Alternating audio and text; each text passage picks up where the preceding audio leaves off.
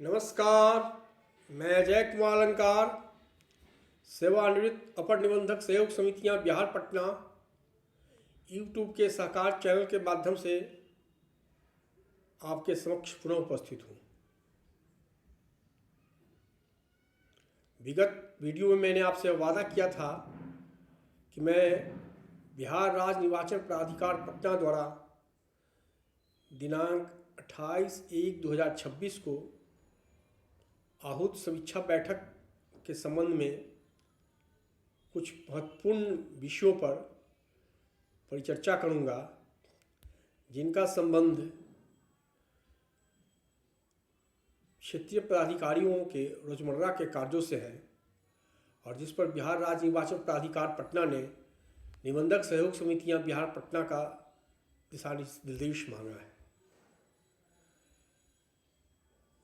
इस तरह के मूलभूत बिंदु मुख्यतः कंडिका 8 से शुरू होकर कंडिका 13 तक हैं और मैं इस वीडियो में कंडिका 8 पर चर्चा करूंगा।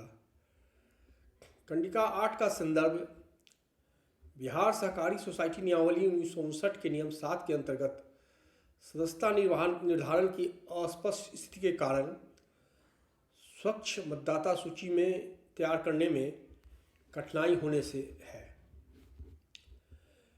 इसमें कहा गया है कि बिहार सहकारी सोसाइटी नियमावली 1959 के नियम 7 के उपनियम 1 की कंडिका अंग के अंतर्गत सदस्यता आवेदन प्राप्ति के 15 दिन तक प्रबंधकारिणी द्वारा निर्णय की स्थिति में डीम्ड सदस्यता का प्रावधान है।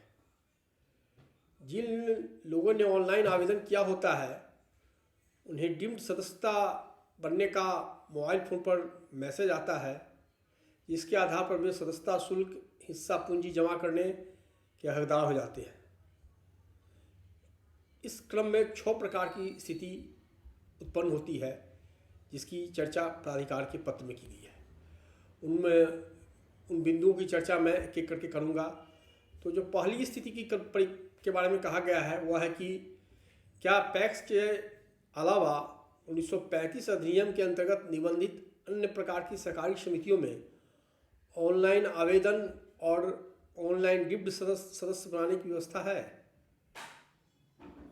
विदित हो कि मत्स्यजीवी सहकारी समिति और अन्य विशेष प्रकार की सहकारी समितियों में प्रबंधकारिणी द्वारा सदस्यता आवेदन पर 15 दिन तक निर्णय की स्थिति में नए आवेदक सदस्य परेशान होते हैं। प्राधिकार ने यह प्रश्न उठाया है, क्या पैक्स के अलावा 1935 के अधिनियम के अंतर्गत निबंधित किसी अन्य सहकारी समिति में ऑनलाइन सदस्यता के लिए ऑनलाइन आवेदन और ऑनलाइन डिप्ट सदस्य बनाने की व्यवस्था है। और क्यों प्राधिकार ने यह भी कहा है कि मत्स्यजीवी सहयोग समिति और अन्य विशेष प्रकार की सहकारी समितियों में प्रबंधकारिणी द्वारा सदस्यता आवेदन पर 15 दिन तक निर्णय न लिये जाने की स्थिति में नए आवेदक परेशान हो जाते हैं। देखिए, इस संबंध में सबसे बड़ी बात है कि सदस्य बनने से संबंधित नियम 7 सभी सहकारी समितियों पर लागू होते हैं, न कि केवल पैक्स पर।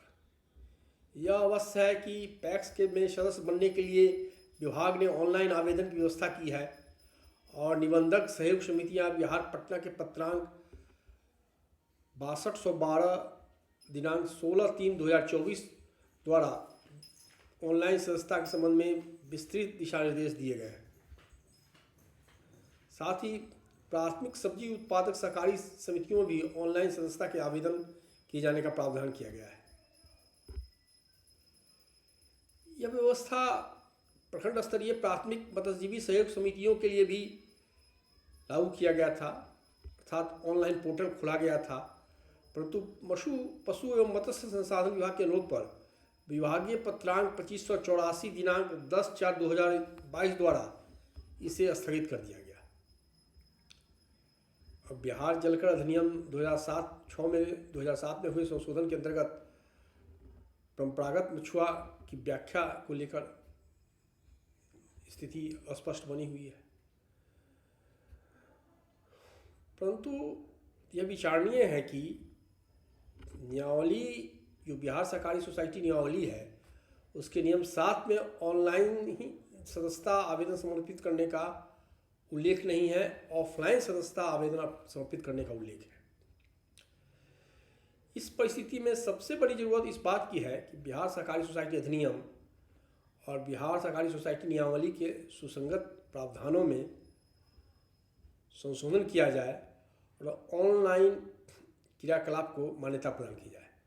यहाँ मैं आपका ध्यान बहुराज्यीय सहकारी सोसाइटी अधिनियम की ओर आकृष्ट करना चाहूँगा। बहुराज्यीय सहकारी सोसाइटी अधिनियम 2002 यथा संशोधित 2023 की धारा 120 में यह उल्लेख है कि filing of applications, documents, inspection etc in electronic form. इस प्रावधान में इलेक्ट्रॉनिक फॉर्म्स से दिए गए उपरोक्त कारकों को मान्यता प्रदान की गई है। नियमावली में भी बिहार बहुराज्यीय सहकारी सोसाइटी नियमावली में भी इलेक्ट्रॉनिक फॉर्म को मान्यता प्रदान किया गया है।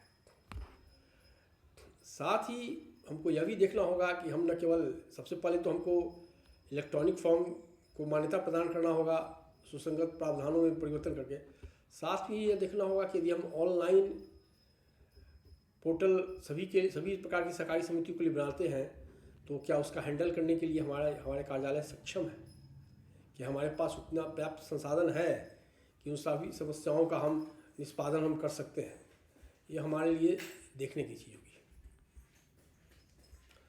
अब जो एक चीज़ मैं आपको यह भी बताना चाहूँगा कि बिहार राज्य निर्वाचन प्राधिकार ने इस बात का भी उल्लेख किया है कि निबंधक सहयोग समितियाँ के पत्रांक 10,124 दिनांक 16/12/2022 की खंडिका 6 में यह प्रावधान किया गया है कि यदि पैक्स प्रबंधक द्वारा ऑफलाइन आवेदन प्राप्त कर सदस्यता प्रदान की जाती है तो भी सदस्यता आवेदन सहित सभी आवश्यक कागजात को ऑनलाइन अपलोड करना होगा। साथ ही सदस्यता प्रदान करने के निर्णय की प्रति तथा सदस्यता शुल्क एवं शेयर राशि की पावती को भी अपलोड करना होगा। तब संबंधित व्यक्ति का नाम पैक्स की मतदाता सूची में शामिल हो सकेगा। यह बिहार निबंधक सहयोग समिति या बिहार पटना ने एक पत्र निकाला था 10,124 दिनांक 16/12/2022। इसमें ऑफलाइन मेंबरशिप के डॉक्यूमेंटेशन के संबंध में उनका दिशानिर्देश था। इस पर भी बिहार राज्य निर्वाचन प्राधिकार को आपत्ति है। देखिए, इस संबंध में उल्लेखनीय है कि ऑनलाइन सदस्यता के संबंध में निबंधक सहयोग समितियाँ द्वारा निर्गत पत्रांक 6512 दिनांक 16/3/24 में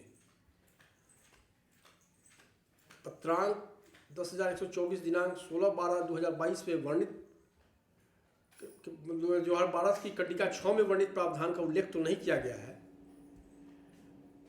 परंतु हमें लगता है कि डॉक्यूमेंटेशन के हित में और पारदर्शिता बनाए रखने के लिए निबंधक के पत्रांक 10,124 दिनांक 16/12/2022 की खंडिका 6 को लागू किया जाना चाहिए। यह नहीं कहा जा सकता है कि बिहार सहकारी सोसाइटी नियमावली 1959 के नियम 7 में ऑनलाइन सदस्यता अभिलेख अपलोड किए जाने की बाध्यता नहीं है।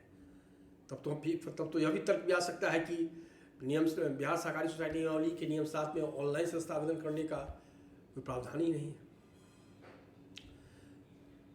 अब मैं तीसरे बिंदु पर आता हूँ जिसे बिहार राज्य निर्वाचन प्राधिकार ने उठाया है।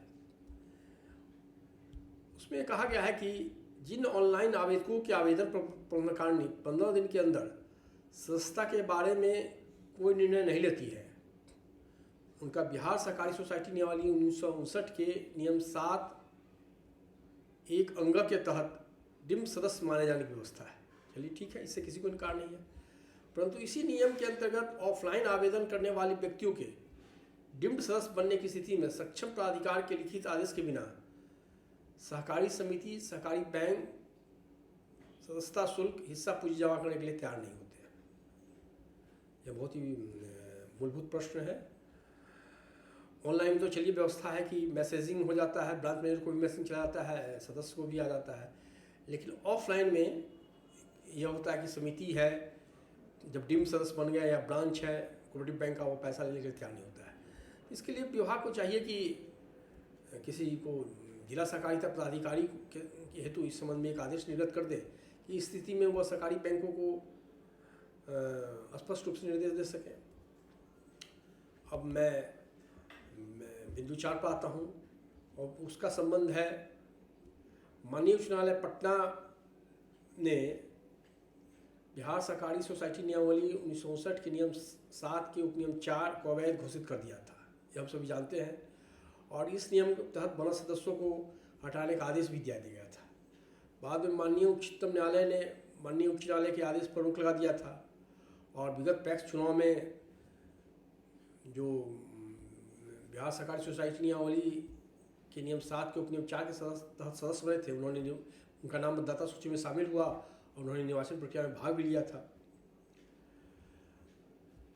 लेकिन अब प्राधिकार का कहना है कि स्पष्ट ठीक है, माननीय सर्वोच्च न्यायालय ने माननीय उच्च न्यायालय के आदेश पर रोक लगा दिया है, लेकिन प्राधिकार का कहना है कि विभाग को स्पष्ट करना चाहिए कि नियम 7 के उपनियम 4 के अंतर्गत नए सदस्य बनाए जा सकते हैं कि नहीं। अब थोड़ी चर्चा हम आपसे बिहार सहकारी सोसाइटी नियमावली के नियम 7 के उपनियम 4 की करते हैं। इसमें कहा गया है कि इस नियमावली या किसी प्राथमिक सोसाइटी के ऊपर विधि में अंतर्विष्ट किसी बात के प्रतिकूल होते हुए भी कोई व्यक्ति ऐसे किसी सोसाइटी का सदस्य बनने के लिए प्रखंड विकास पदाधिकारी या सहायक निबंधक सहयोग समितियां या जिला सहकारिता पदाधिकारी के समक्ष या घोषणा करता है कि वह ऐसी सोसाइटी बनने की सारी शर्तों को पूरा करता है,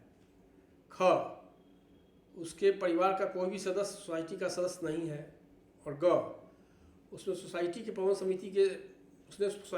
समिति के सदस्य बनने के लिए आवेदन किया हो और उसे सदस्य नहीं बनाया गया हो, तो यथास्थिति जो संबंधित प्रखंड विकास पदाधिकारी हैं या प्रखंड विकास पदाधिकारी हैं या सहायक निबंधक सहयोग समितियां हैं या जिला सहकारिता पदाधिकारी हैं, ऐसे व्यक्ति को सदस्य बनने का आदेश निर्गत करेंगे। यह नियम 7 के उपनियम 4 में है। अब चूंकि प्राधिकार ने निबंधक से अपेक्षा की है तो थोड़ा सा हम लोग इसकी पृष्ठभूमि जाने। देखिए, माननीय उच्च न्यायालय पटना ने CWJC संख्या 14,267 वर्ष 2014 में जो लक्ष्मीकांत शर्मा वन्य बनाम बिहार सरकार वन्य था, 30/11/21 को एक आदेश पारित किया था और उसके द्वारा उसने बिहार सहकारी सोसाइटी नियमावली के नियम 7 के उपनियम 4 को अल्ट्रा वायरस घोषित कर दिया था। इस आदेश को लागू करने के लिए माननीय पटना उच्च न्यायालय में MJC 2503 दिनांक 2023 दायर किया गया, जिसके आलोक में विभाग ने संस्था जिन व्यक्तियों ने नियम 7 के उपनियम 4 के तहत सदस्यता बनाया था उनका नाम सदस्यता सूची से हटाने का कार्य शुरू कर दिया। इसी बीच माननीय सर्वोच्च न्यायालय में एक अपील दायर हुआ SLP, और माननीय सर्वोच्च न्यायालय ने जो SLP था उसमें दिया, स्टेटस को मेंटेन करने का आदेश दिया। अब विभाग को भी स्पष्ट करना होगा कि इस प्रक्रिया में सदस्य बनाए जा सकते हैं कि नहीं। हालांकि कहीं कहीं सदस्य बनाए जाने की सूचना है वीडियो के द्वारा, इसको देखना होगा। अब बिहार राज्य निर्वाचन प्राधिकार ने एक अन्य बिंदु जो उठाया है और महत्वपूर्ण बिंदु है कि बिहार सहकारी सोसाइटी नियमावली के नियम 7 के उपनियम 2 के अंतर्गत यह प्रावधान है कि सहकारी सोसाइटी प्रबंधन समिति ने किसी व्यक्ति की सदस्यता के आवेदन को यदि अस्वीकृत कर दिया हो तो उस व्यक्ति को यह अधिकार है कि अस्वीकृति की तिथि से 60 दिनों के भीतर निबंधक के समक्ष अपील दायर कर सकता है। अब सरकार ने जो प्रावधान किया है कि उसने अपील सुनने का अधिकार सहायक निबंधक सहयोग अंचल स्तरीय सहायक निबंधक सहयोग समितियों को दिया है। जिला सहकारिता पदाधिकारी के कार्यालय में पदस्थापित सहायक निबंधक सहयोग समितियों को यह अधिकार नहीं है। यह अधिकार विभाग ने दिया है अंचल स्तरीय सहायक निबंधक सहयोग समितियों को।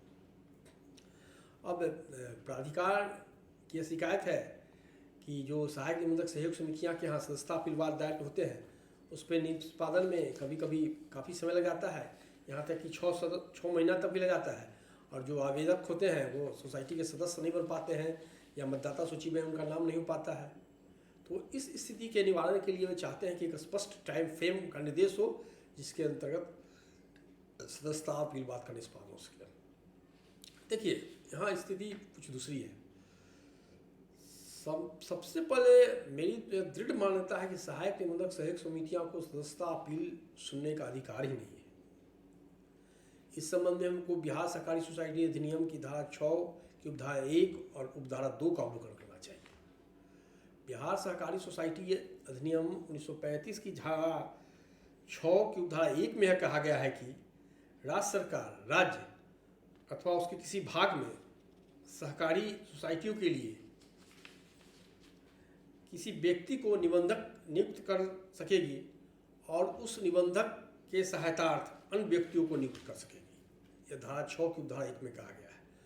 अब धारा 6 की उपधारा 2 में कहा गया है कि राज्य सरकार राजपत्र में अधिसूचित सामान्य अथवा विशेष आदेश के द्वारा निम्नांकित शक्ति सौंप सकेगी।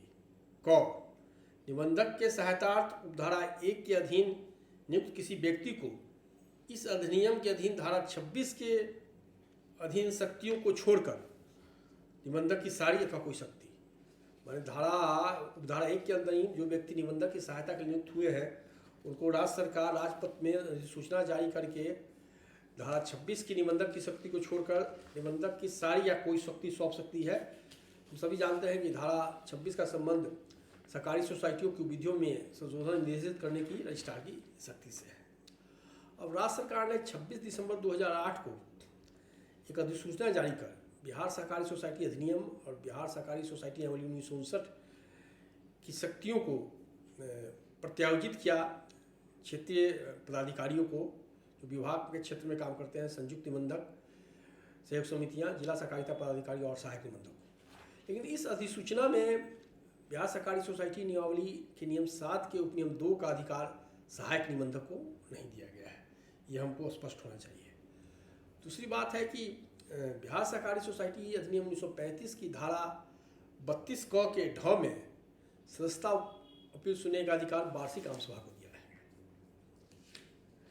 एक अन्य बात यह है कि माननीय पटना उच्च न्यायालय में एक CWJC दायर हुआ था जिसका संख्या 1075/2016 था। यद्यपि उसका संदर्भ कुछ और था, लेकिन उसने अपने निर्णय में कंडिका 36 में इस बात को सही ठहराया कि सदस्यता अपील का विवाद जिला सहकारिता पदाधिकारी के यहाँ दायर हो सकता है और जिला सहकारिता पदाधिकारी इसको सुन सकते हैं। तो मुझे तो यह धारणा है कि सहायक निबंधक को जब तक शक्ति प्रत्यायोजित नहीं की जाती है निबंधक की, तब तक सदस्यता अपील सुनना उनके लिए उचित नहीं है। वैसे निर्णय लेना तो विभाग का काम है, विभाग इस संबंध में प्राधिकार को संतुष्ट करेगा। और प्राधिकार का एक गृहांश और है, आपको लगता है कहीं कहीं जायज़ भी है वो गृहांश। उसमें है कि प्राधिकार ने कहा है कि सहकारी समिति में सदस्यता हेतु आवेदक प्रपत्र 5 में प्रबंधकारिणी को जो आवेदन देता है, कई बार ऐसा होता है कि उक्त आवेदक को पूर्ण सदस्य नहीं बनाया जाता है, बल्कि बिहार सहकारी सोसाइटी अधिनियम 1935 की धारा 44 ख की उपधारा 6 के अंतर्गत सदस्य बना दिया जाता है। सदस्य मतलब उनको केवल 1 रुपया का प्रवेश शुल्क जमा करना है और इस वे सदस्य के सारे अधिकारों का उपभोग नहीं करेंगे, केवल मतदान कार्य जो भाग ले सकते हैं। निर्वाचित होने के लिए वे पदधारी होने के लिए या पदाधिकारी से सदस्य के लिए निर्वाचन प्रक्रिया में अपनी उम्मीदवारी स्थापित नहीं कर सकते हैं। और जो सदस्य बनता है वो काफ़ी प्रयास करता है कि उसे शेयर ले लिया जाए, उसे सदस्य बना दिया जाए, परंतु पदाधिकारी उसे स्वीकार नहीं करती है। प्राधिकार ने यह भी कहा है कि सहायक निबंधक के समक्ष जो अपीलवाद दायर होता है, सदस्यता अपीलवाद दायर, उसमें भी हिस्सा पूंजी के बारे में कोई निर्णय नहीं हो पाता है कई मामलों में।